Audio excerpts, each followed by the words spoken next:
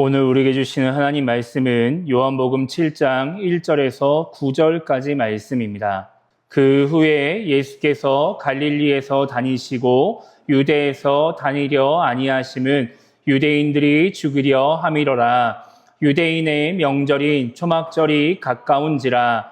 그 형제들이 예수께 이르되 당신이 행하는 일을 제자들도 보게 여기를 떠나 유대로 가소서. 스스로 나타나기를 구하면서 묻혀서 일하는 사람이 없나니 이 일을 행하려 하거든 자신을 세상에 나타내소서 하니, 이는 그 형제들까지도 예수를 믿지 아니함이로라. 예수께서 이르시되 내 때는 아직 이르지 아니하였거니와 너희 때는 늘 준비되어 있느니라. 세상이 너희를 미워하지 아니하되 나를 미워하나니 이는 내가 세상의 일들을 악하다고 증언함이라. 너희는 명절에 올라가라. 내 때가 아직 차지 못하였으니 나는 이 명절에 아직 올라가지 아니하노라. 이 말씀을 하시고 갈릴리에 머물러 계시니라. 아멘. 우리는 지난주에 요한복음 6장 60절에서 71절까지 말씀을 통해서 제자에 대해서 생각을 해봤습니다.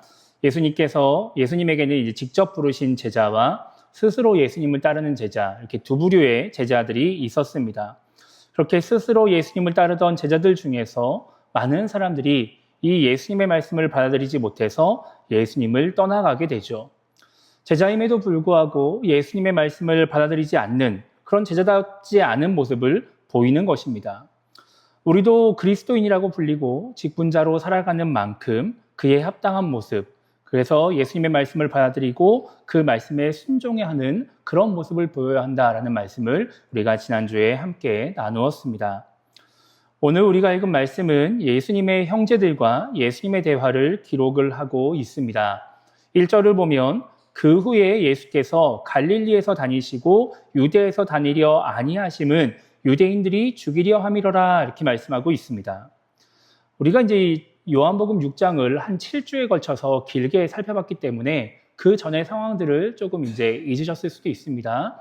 요한복음 5장에 가면 예수님께서 유대인의 명절에 예루살렘에 올라가십니다. 그리고 그 예루살렘에서 베데스다 연못가에서 38년 된 병자를 고쳐주시는 일들을 하게 되시죠.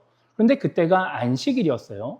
그러면서 예수님이 그 안식일을 범하는 일을 하시게 되는 겁니다. 그래서 결국 이 유대인들과 이 율법에 대해서, 안식일에 대해서 이야기를 하시게 되면서 예수님이 그 유대인들에게 내 아버지께서 이제까지 일하시니 나도 일한다라고 말씀하시면서 하나님을 아버지라고 표현을 하세요.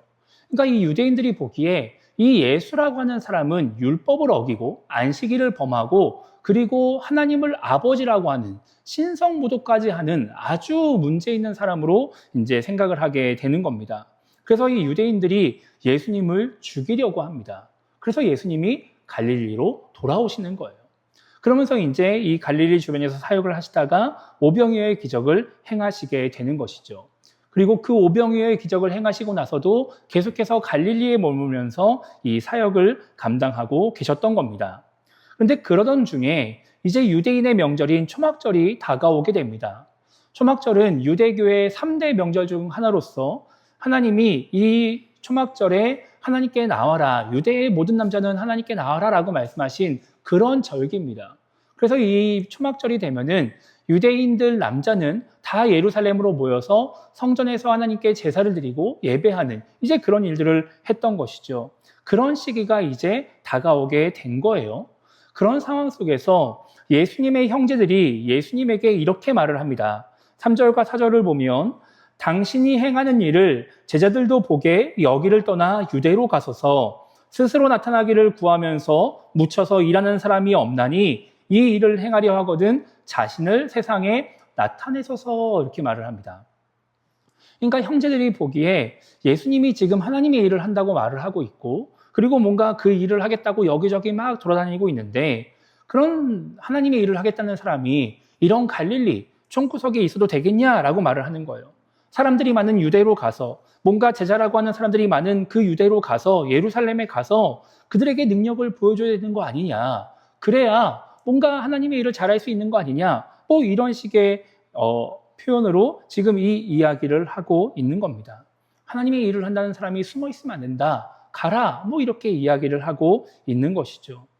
지금 이 말씀에 나오는 이 문자적인 내용들만 보면은 이 말을 뭔가 예수님의 형제들이 예수님을 생각해서 이야기하는 것 같습니다. 대단한 능력을 가진 형이 하나님의 일을 잘 감당하기를 바라면서 이야기를 하는 것 같아요. 그런데 5절을 보면 이렇게 말씀하고 있습니다. 이는 그 형제들까지도 예수를 믿지 아니함이러라 이렇게 말씀하고 있죠.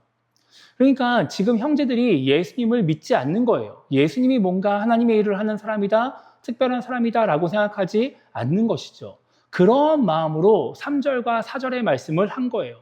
그러면 이 3절과 4절의 말씀은 예수님을 응원하고 독려하고 뭔가 잘 되기를 바라는 마음에서 하는 말이 아니라 예수님을 비꼬면서 이야기를 하고 있는 것이죠.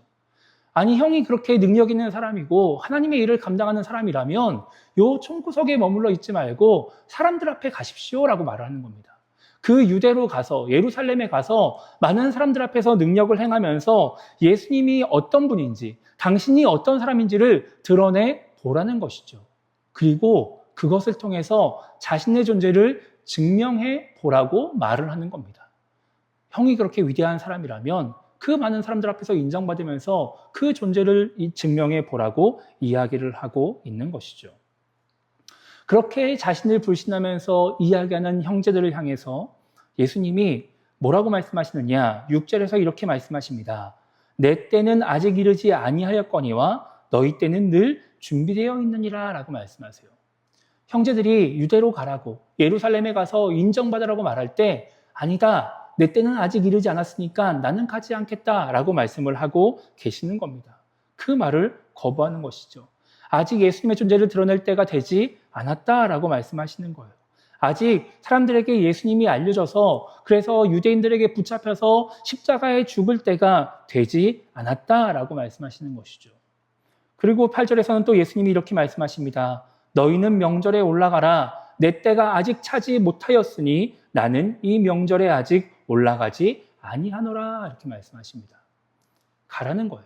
너희는 가라. 나는 가지 않겠다. 나는 아직 가지 않겠다라고 말씀을 하고 계시는 것이죠. 그러면서 예수님은 갈릴리에 머물러 계십니다. 오늘 말씀에서 예수님이 계속해서 반복해서 말씀하시는 것이 무엇이냐면 때라고 하는 겁니다.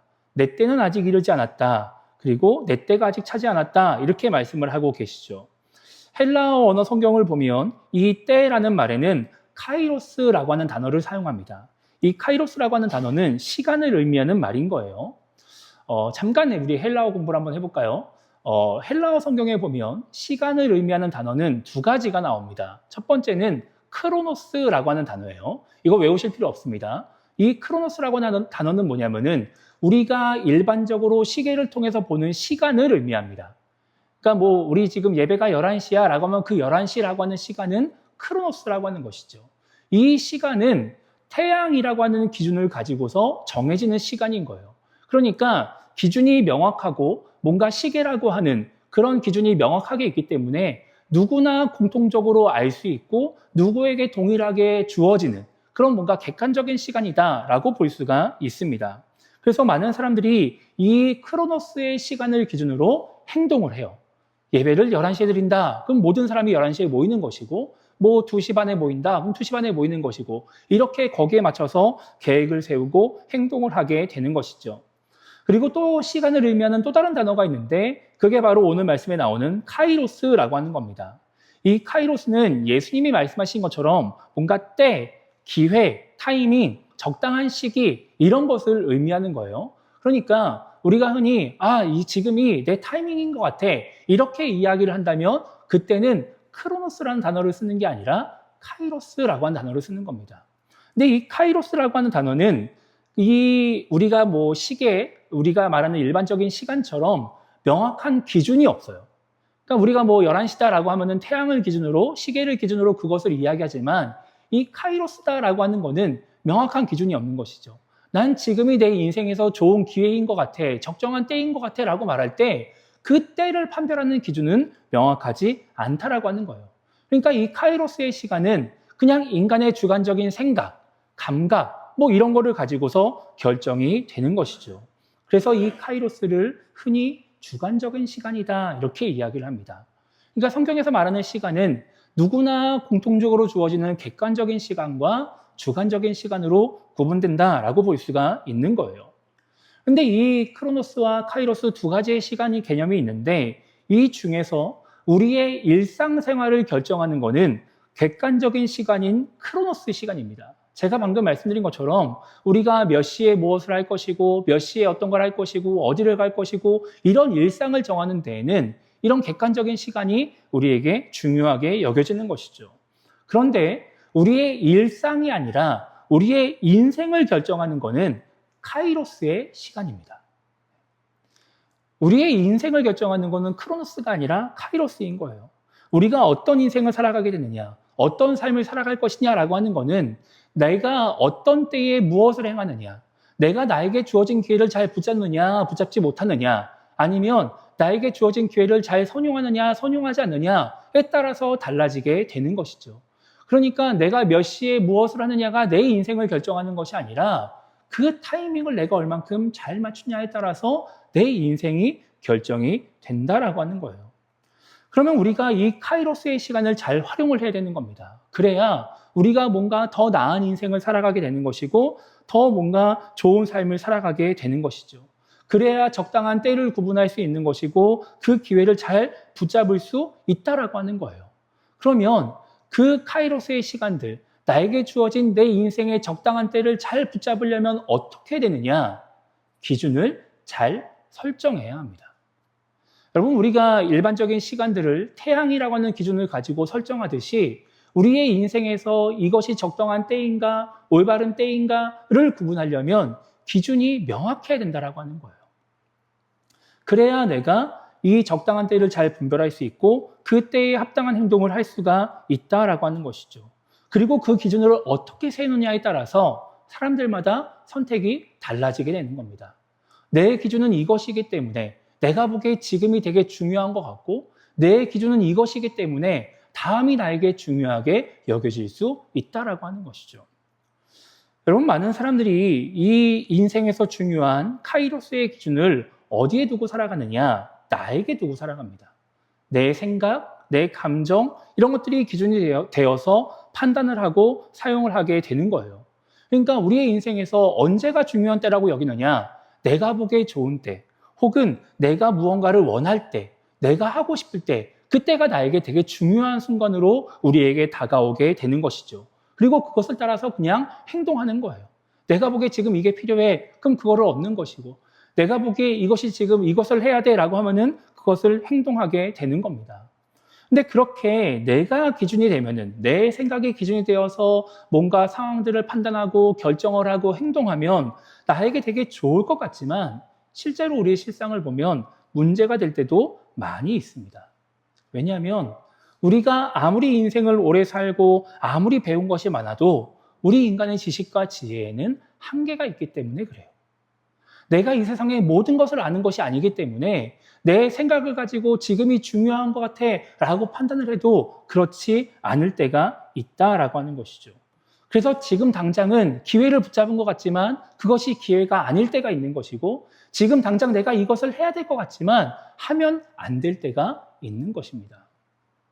오늘 말씀도 마찬가지예요. 오늘 말씀 보면 예수님의 형제들이 예수님을 믿지 못합니다. 그래서 예수님에게 증명을 요구해요. 자신을 드러내 보이라고, 그래서 무언가를 해보라고, 할 수 있는 것을 해서 진짜 그런 사람인지 증명해보라고 예수님에게 이야기를 합니다. 이 형제들이 보기에 이 초막절이라고 하는 절기는 예수님을 증명할 수 있는 가장 좋은 때였어요. 많은 유대인들이 모이니까 그 수많은 사람들 앞에서 인정받는다고 하면 그래, 그럼 내가 당신을 믿어줄게, 내가 형을 믿어줄게 라고 말할 수 있는 아주 좋은 타이밍이었던 것이죠. 의도가 어떻든지 간에 인간적인 관점에서 바라봐도 이건 좋은 타이밍이었습니다. 이왕 하나님의 일을 하는 것, 사람들 많이 모였을 때 한꺼번에 하면 얼마나 좋겠어요. 그러면 너무 좋은 것이죠. 그럼 많은 사람들에게 말씀을 전할 수 있고 기적을 행할 수 있고 너무 좋은 타이밍처럼 보일 수 있는 거예요. 그런데 실제로 이 형제들의 말을 따라서 초막절에 예루살렘에 올라가는 것이 예수님에게는 안 좋은 때였습니다. 왜냐하면 지금 유대인들이 예수님을 잡아 죽이려고 하고 있기 때문에 그래요. 예수님이 초막절이라고 해서 형제들과 함께 그래 내가 한번 증명해볼게 같이 한번 가보자 해서 예루살렘에 올라가면 예수님은 잡혀 죽는 겁니다. 실제로 우리가 말씀 뒤에 나오는 11절과 12절을 보면은 예수님이 명절에 바로 안 올라가시니까 사람들이 예루살렘에서 예수님을 찾기 시작합니다. 예수가 어디 있냐고, 그가 어디 있냐 이렇게 말하기 시작해요. 그리고 그 예루살렘에 모여있는 유대인들이 서로 이야기를 하기 시작합니다. 예수는 좋은 사람이야. 아니야, 예수는 사람들을 속이는 사람이야. 나쁜 사람이야. 라고 말하면서 자기들끼리 막 논쟁을 하기 시작해요. 그러니까 이런 상황 속에서 예수님이 초막절이라고 그냥 올라가시면 잡혀 죽으실 수 있는 것이죠. 아직 예수님의 사역 초기이기 때문에 제자들에게 예수님의 부활에 대해서 말씀하시지도 못했습니다. 그러니까 예수님이 죽으시고 부활하셔도 제자들은 이것이 무슨 상황인지 알 수가 없는 거예요. 아직 예수님의 말씀과 기적을 모든 사람들이 보지 못했기 때문에 예수님의 제자들이 예수님을 전한다 할지라도 예수님을 믿는 사람들이 많지 않을 수도 있는 것이죠. 지금 초막절에 예루살렘에 올라가는 것이 형제들이 보기에, 인간적으로 보기에 너무 좋은 때인 것 같아 보이지만 그 뒤에 예수님의 죽음과 부활과 복음 전파를 생각해 보면 이때는 좋지 않은 때인 거예요. 그래서 예수님은 형제들이 원하는 대로, 형제들이 보기에 좋은 대로 행동하지 않으시고 그들에게 아직 때가 이르지 않았다라고 말씀을 하고 계시는 겁니다. 그런데 실제로 예수님은 이런 계산을 하지 않으셨어요. 예수님은 이런 것들을 생각하지 않으셨습니다. 이건 솔직히 저의 그냥 해석이에요. 제가 그냥 여러분들에게 설명해 드리기 위해서 드리는 말씀일 뿐입니다. 예수님은 이런 것들을 계산하실 필요가 없었어요. 왜 그랬냐면 예수님은 예수님의 기준이 자신이 아니라 형제들이 아니라 그냥 하나님이었기 때문에 그렇습니다. 예수님은 내가 언제 무엇을 해야 될까, 내가 어떻게 될까 이런 거 고민하실 필요 없이 그냥 하나님이 가라고 하면 가시는 거고 말씀 전해라고 하면 말씀 전하시는 거고 그냥 그렇게 살아가셨어요. 인생의 어떤 때가 좋은 때이냐, 나에게 지금 주어진 기회가 언제이냐를 판단하는 그 기준이 하나님이었기 때문에 예수님은 이런 거 고민하지 않으시고 그냥 말씀대로 살아가셨던 것이죠.